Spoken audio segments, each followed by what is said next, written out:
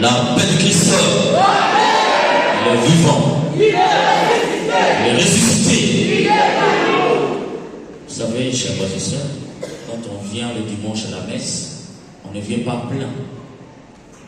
On vient vide pour se faire remplir de Dieu. Cela veut dire quoi? Quand tu rentres ici, il faut déposer tes soucis ici. Dis à ton voisin, dépose tes soucis ici. Dépose tes soucis ici. Tu ne peux pas aller à la rencontre de ton Seigneur et être triste dans la messe. Nous ne sommes pas dans une messe de funérailles. Nous sommes venus célébrer celui qui nous a donné la vie. Qui est ton Seigneur? Jésus. Qui est ton Seigneur? Jésus. Qui t'a appelé? Jésus. Qui est ton roi? Jésus. Qui te donne la vie? Jésus. Si Jésus te donne la vie, acclame très fort.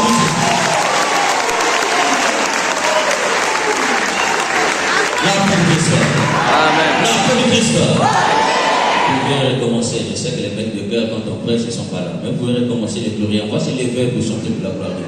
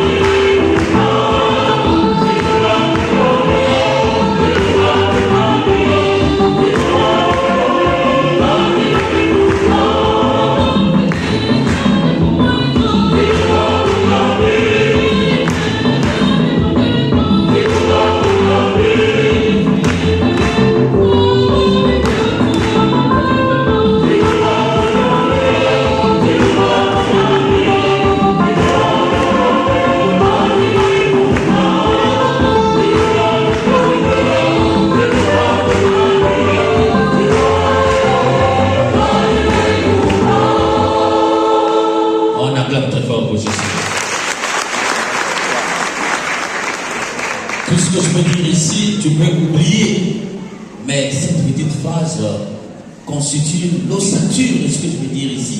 Et donc ne l'oublie pas. Ta main est sacrée.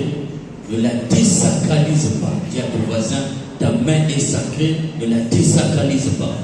Ta main est sacrée, ne la décralise pas. Aujourd'hui, nous célébrons le dimanche de la main. Dis à ton voisin, nous célébrons le dimanche de la main. Nous célébrons le dimanche de la main. La main, chers frères et sœurs. La main.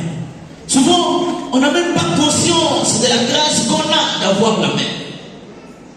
Regardez les non-juifs, mes frères et sœurs, sont dépendants des autres. Pour manger, on doit leur donner à manger. Pour s'habiller, on doit les habiller. Pour se laver, on doit les laver. Ils ne peuvent rien faire d'eux-mêmes parce qu'ils n'ont pas de main. Est-ce que tu rends grâce à Dieu du fait qu'il t'a donné la main? Est-ce que tu as conscience de la chose que tu as d'avoir les mains avec lesquelles tu peux te laver, tu peux te vêtir, tu peux manger? Est-ce que tu as conscience de la chose que tu as d'avoir les mains? C'est pourquoi aujourd'hui l'Église nous invite à prendre conscience de la grâce qu'on a d'avoir les mains.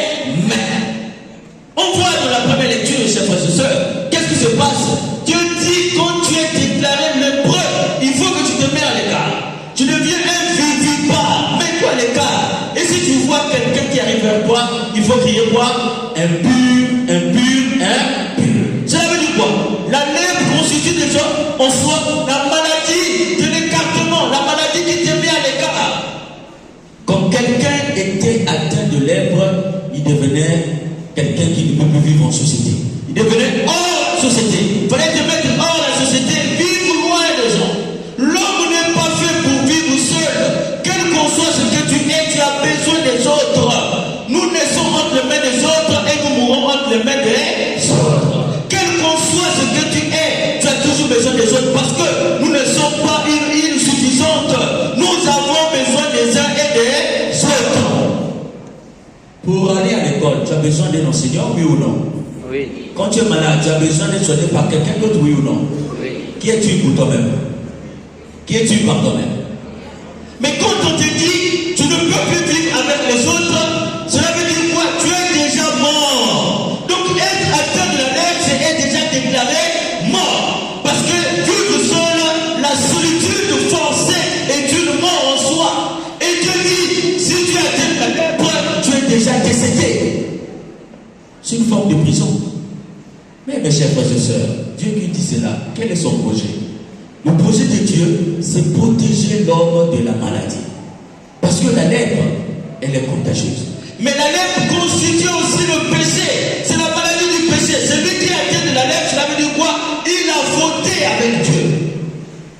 Et si tu as atteint du péché, seul Dieu peut te pardonner ce péché. C'est pourquoi, quand on était atteint de la lèpre, on ne pouvait que compter sur Dieu. On ne pouvait attendre la guérison que de Dieu.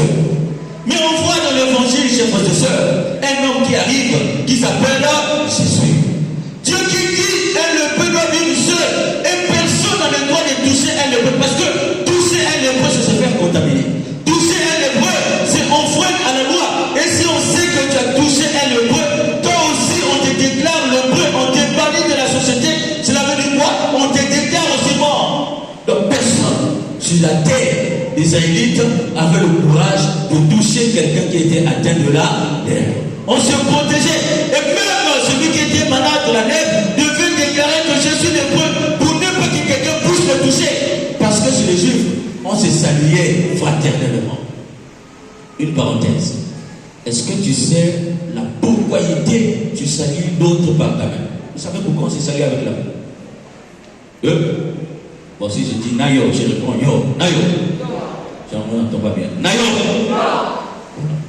Est-ce que tu sais la pourquoi le matin quand tu vois ton voisin, tu lui tends la main pour dire bonjour ou bien bonsoir? Pourquoi tu salues avec la main? Est-ce que tu sais pourquoi? La main à l'époque, on ne se saluait pas, on se saluait verbalement, on se souhaitait le bien.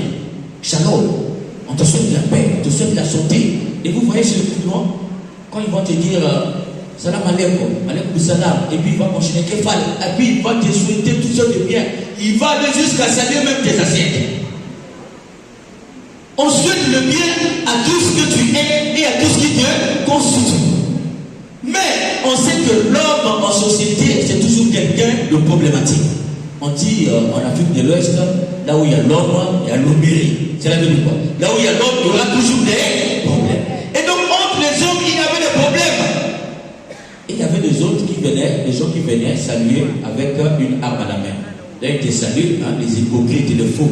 Ils te saluent. Dès lors que tu repars ta salutation, il sort l'arme, il te détruit. Surtout dans les champs.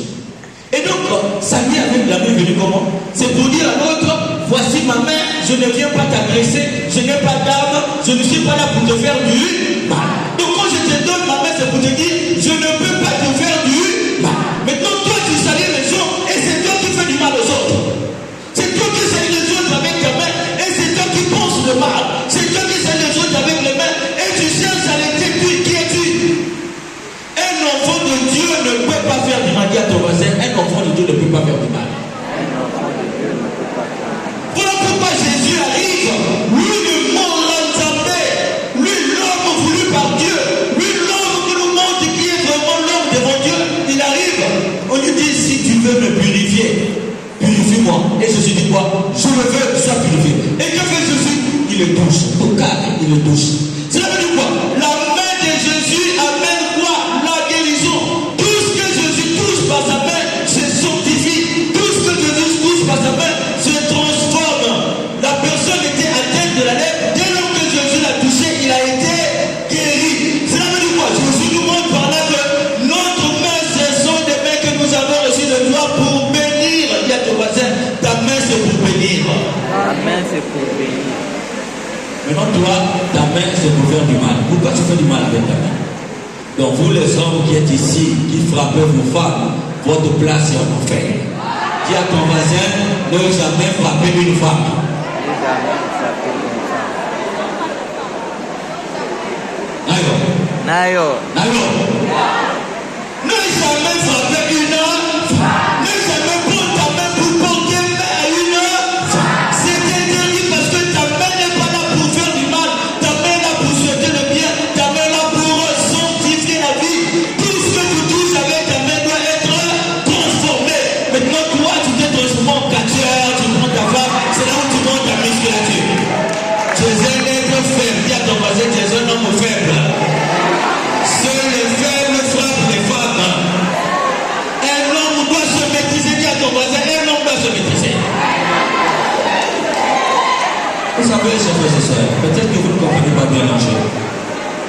femme qui est chez toi n'est pas seulement ta femme. L'homme qui épouse une femme n'épouse pas d'abord la femme. Donc si tu vas à la recherche d'une femme, pour n'avoir qu'une femme, tu as déjà échoué. L'homme va vers la femme pour chercher une mère. Dis à ton voisin, l'homme va vers la femme pour chercher une mère. On va vers la femme. Donc la première fonction d'une femme, c'est d'être la mère de son mari. C'est pourquoi vous voyez chez nous en Afrique, souvent les belles filles sont en conflit avec les belles mères. Pourquoi? Mais parce que les deux se disputent un enfant, un homme. Donc toi, si tu veux vraiment être la mère, Dieu te dit déjà qu'il faut être en relation parfaite avec ta belle-mère. Donc vous les belles filles qui ne m'entendez pas avec les belles mères ici, en sortant d'ici, allez vous réconcilier. Parce que tu ne peux pas dire que tu aimes cet enfant. La maman t'a donné son fils. Tu aimes cet enfant. Mais tu es contre ta mère. De qui tu vas apprendre à aimer cet enfant? Qui va te dire que moi, mon fils, quand il est malade, il faut faire les gaïgaï? Qui va te dire ça? C'est pourquoi il y a beaucoup de hommes qui décèdent aujourd'hui. Parce que la femme ne sait même pas comment mon mari est malade, qu'est-ce que je dois faire. Mais la maman qui l'a élevé sait ce qu'il faut donner à son enfant. Non. Donc il faut être en bonne relation avec la belle-mère pour apprendre à aimer ton enfant. Donc la première fonction d'une femme, c'est être là. Maintenant toi, tu portes la main à ta mère. Est-ce que c'est diabolique ou bien c'est divin? Donc taper ta propre mère, c'est source de malédiction. Un homme qui tape sa femme, c'est un homme maudit. Dis à ton voisin qui tape sa femme pour l'homme maudit. On ne tape pas sa mère, dis à ton voisin, on ne tape pas sa mère. Voilà. Et puis la deuxième fonction, si on prie un peu, la deuxième fonction d'une femme, c'est être la bonne sœur. Donc tu n'es pas seulement la mère, tu es aussi la bonne sœur. La maman, c'est quoi? Qui protège son fils. La maman est capable de rentrer dans le feu pour sortir son fils du feu. La maman, quel qu'on soit le banditisme de son fils, ne peut jamais déréglier son fils. Or toi, dès que vous avez des problèmes, tu prends tes bagages, tu vas faire stage chez tes parents. Tu n'es pas une mère, tu es une simple femme.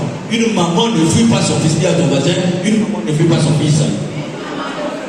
Et la bonne sœur, c'est dans les décisions. Il faut être sévère. Quand tu vois que ton mari, c'est un fouteur de trouble, c'est un ivrogne, une bonne sœur doit être capable de blâmer et de prendre des décisions sévères pour que son petit frère puisse changer. Donc tu es la femme de ce monsieur-là, tu es la bonne sœur. Mais tu vois ton monsieur se perd. Dès qu'il prend l'argent du salaire, il se retrouve dans les banques, il finit l'argent là-bas, et vous coupissez dans la misère. Tu n'es pas la bonne sœur. Il faut être sévère. Dis à ton voisin, il faut être sévère. La troisième fonction, c'est être la petite sœur. La petite sœur, c'est quoi? Le mari peut t'envoyer, passe-moi cet habit, va me payer ceci. La petite sœur fait quoi? Payer. Donc, la petite sœur est là pour obéir. Étant une femme, ta fonction, c'est aussi d'obéir à ton grand frère. Et la dernière fonction, c'est ça qu'on appelle être la femme. Ça veut dire que tu partages ce qu'il ne peut partager avec sa mère, tu partages ce qu'il ne peut partager avec sa grande sœur et avec sa petite sœur. C'est l'intimité. Donc, la quatrième fonction est la dernière des fonctions. Or, aujourd'hui, la pyramide est renversée. On vient dans le couple pour être les femmes. Si tu viens dans un couple pour être déjà la femme, tu as déjà échoué à ce mariage. C'est pourquoi aujourd'hui on te dit, pour que l'on puisse te respecter, ne pas te porter main, comporte-toi comme une mère pour lui. Si tu es une maman pour lui, il ne pourra jamais te porter. Mais il y a des hommes qui appellent leur femme maman, parce qu'ils ont compris que je suis en face de ma mère. Ces hommes-là ont fait un rêve ici, que eux qui appellent leur femme maman ne peuvent pas porter du main, la main à qui? À leur maman. Donc aujourd'hui on te dit, la main elle est sacrée. Toi qui es homme, n'utilise pas ta main pour faire du mal. Et vous aussi les femmes, ne prenez pas votre main pour mettre les gréguilles dans la nourriture de votre mari. D'ailleurs, il y a des femmes qui achètent l'amour en partant voir les marabouts. Elles sont chrétiennes catholiques. Quand tu vois un monsieur qui a une voiture, un monsieur un statut social bien établi, alors il faut forcer l'amour. Tout en sachant que cet homme est marié. Et aujourd'hui, le monsieur qui est marié, toi aussi tu vas mettre ta tête là. Et tu fais même des sacrifices religieux pour que cet homme puisse bannir de ta maison la mère de ses enfants, des choses que tu viens de remplacer. Je suis une femme maudite. Et quand ça ne marche pas, vous partez prendre quoi? Les gris-gris. Le monsieur vient, vous mettez dans la nourriture, il mange.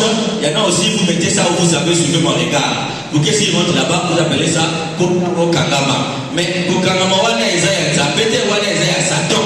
Un jour, tu vas pleurer à ton voisin. tu vas pleurer. Il n'y a aucun fétiche qui dure éternellement. Donc ne prends pas ta main pour faire du mal.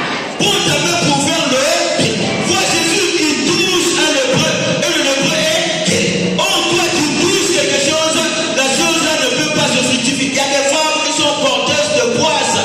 Tu lui peux même l'argent de commerce, dès qu'elle touche cet argent là, rien ne peut marcher.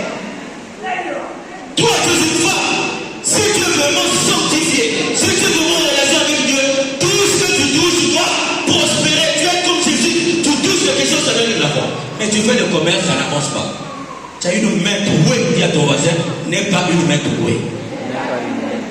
Vous voyez, chers frères et sœurs, quand tu prépares la nourriture pour les femmes qui sont ici, tu prépares la nourriture et tu sers avec la cuillère. Même si on ne met pas au réfrigérateur, il y a plus de chances que la nourriture ne pourrisse pas. Mais quand tu touches la nourriture avec la main, est-ce que cette nourriture peut rester jusqu'à demain? Pourquoi la nourriture est présentée avant 24 heures? Vous savez pourquoi? Parce que la main telle que Dieu l'a constituée, elle sécrète ce qu'on appelle des liquides qui permettent à ce que l'estomac puisse bien mastiquer la nourriture que tu manges. Et donc ta main est déjà constituée par Dieu est une main sacrée. Si tu touches quelque chose, c'est pour que tu puisses être dans le bien. Quand tu manges avec ta main, la nourriture est bien mastiquée et tu ne peux même pas souffrir de ce qu'on appelle les retours gastriques. Tu ne peux pas souffrir du mal de l'estomac parce que ta main, Dieu l'a constituée de sorte que ce que tu manges, ton estomac puisse bien transformer cela. Maintenant, aujourd'hui, toi qui es devenu une blanche, parce qu'aujourd'hui, tout ce qu'on nous apporte de l'Occident, on pense que c'est meilleur. Tu manges avec une cuillère, fourchette, comme si ton grand-parent, il mangeait avec la cuillère et la fourchette. C'est pas mauvais. Mais qu'est-ce qui fait que ton grand-parent qui mangeait avec la main a vécu longtemps, et toi qui manges avec les fourchettes et les cuillères, c'est toi qui meurs avant? Tu t'es déjà posé la question? Ne prends pas ce qui est mauvais, prends ce qui est bien. Et aujourd'hui, on te dit, la main, elle est sacrée. Et une autre chose, chers frères et sœurs, la main, c'est le prolongement du cœur. On reconnaît un cœur bon par la main. Et c'est sur la main que tu seras jugé. Demain, on te dira, qu'est-ce que tu as fait de ta main? Est-ce que par ta main, tu donnais ou par ta main, tu faisais du mal?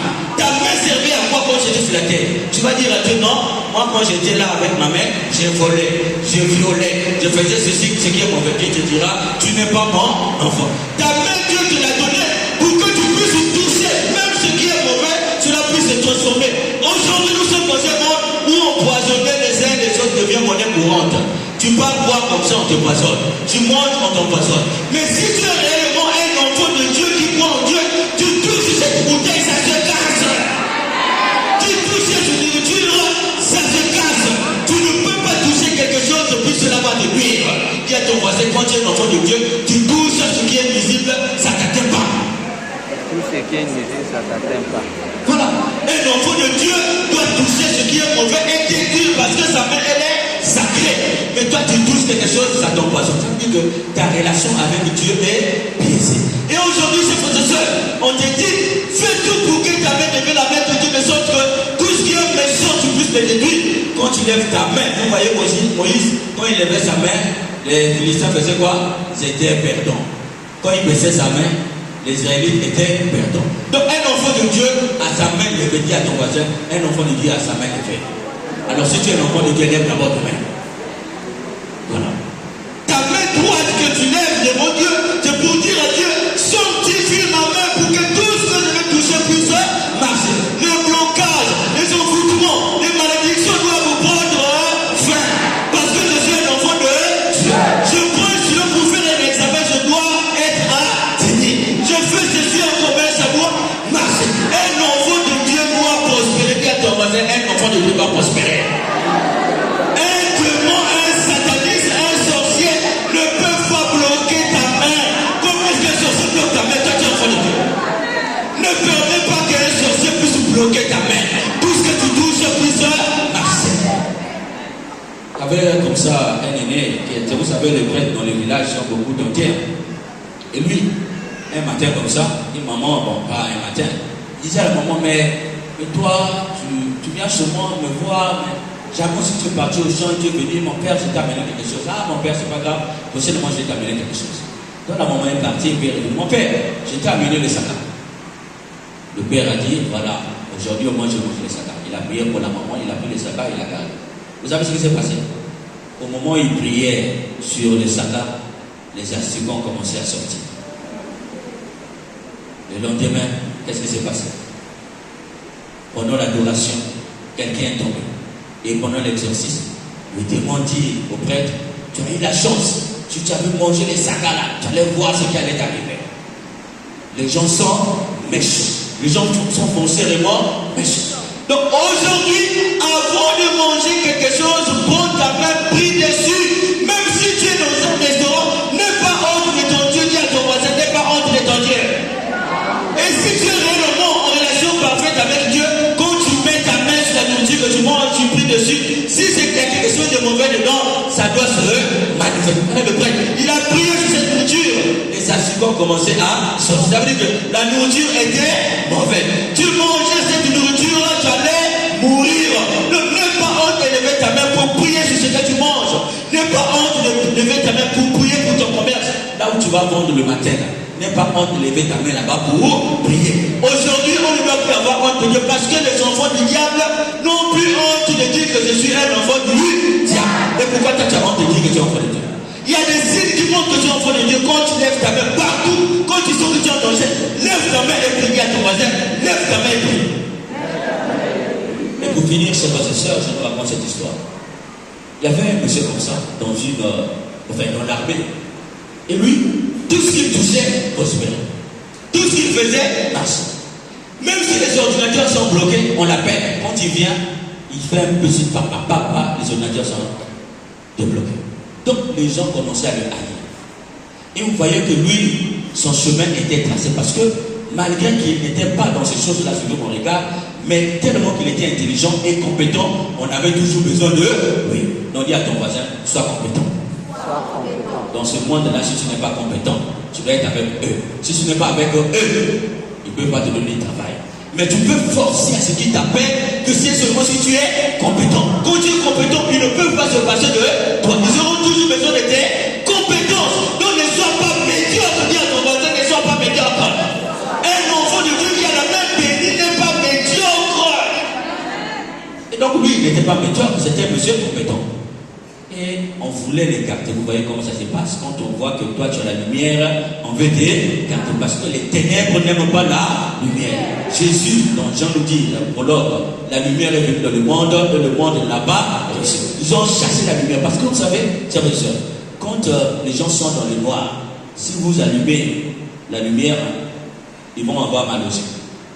S'ils sont restés dans les ténèbres, toute lumière fait mal aux yeux. Même toi-même, quand tu dors longtemps dans l'obscurité, et quand tu ouvres la fenêtre, tu ne peux pas ouvrir les yeux parce que la lumière te fait mal. Donc les gens qui sont dans les ténèbres, quand ils voient la lumière, ça leur fait mal. Mais comme eux ils disent, nous c'est les ténèbres, absolument les ténèbres, rien que les ténèbres, ils doivent faire tout pour bannir la lumière. Donc quand tu es lumière quelque part, on ne t'aime pas. Mais il faut résister pour que par ta lumière, les ténèbres puissent être dissipées. Et cet homme-là, il était la lumière. On faisait tout pour éteindre sa lumière. Et un jour, ils ont fomenté un coup. Ils l'ont appelé, ils dit voilà, nous allons faire les tests des chauffeurs parce que le seul critère qui restait pour être promu en grade, c'était la conduite. Donc, on savait bien que c'est des gens qui conduisaient, qui avaient des voitures, mais il fallait faire un test avec la voiture de l'armée du camp. Et chacun venait prendre la voiture et partait. Et lui, on a dit, bon, aujourd'hui c'est ton tour, tu dois nous montrer que tu sais conduire. Mais j'ai une voiture, non, c'était un examen pour tout le monde. Tu demandes la voiture, tu vas juste devant là-bas, et puis tu reviens. Le monsieur arrive, il démarre la voiture, il va, et puis il revient. Quand il revient, qu'est-ce qu'il constate? Tous ceux qui étaient là étaient en train de pleurer. Mais pourquoi vous pleurez? Non, tu ne peux pas comprendre. Tu ne peux pas comprendre quoi? Tu ne peux pas comprendre. Oh, mais vous m'avez demandé de faire un test, j'ai fait, je reviens, vous pleurez. Et puis quelqu'un l'appelle et dit, viens voir. On ouvre le capot de la voiture, il n'y avait pas de moteur. Une voiture sans moteur à démarrer. Comment est-ce possible? Eux, ils savaient qu'ils n'allaient pas pouvoir démarrer la voiture parce qu'il n'y avait pas de moteur. Ils attendaient seulement que la voiture ne soit pas démarrée pour que tu ne sais pas conduire et qu'on les garde. Mais par un miracle de Dieu, une voiture sans moteur a démarré. Et les ennemis ont été confondus. Quand tu es sanctifié par Dieu, une voiture sans moteur ne t'a pas à faire quoi, ça va démarrer. Même si c'est une voiture sans moteur, dès lors que tu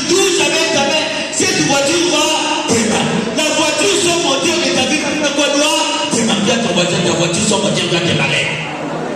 Même s'il n'y a pas de moteur, touche par ta main, ça va démarrer.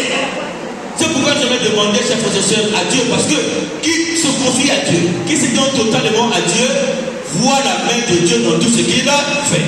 Tournons-nous vers Dieu et demandons à Dieu de sanctifier notre main pour que nos voitures sans moteur, nos voitures d'échec, de blocage, d'envoûtement puissent démarrer afin que nous allons sur le chemin de la prospérité au nom du Père et du Fils et du Saint-Esprit.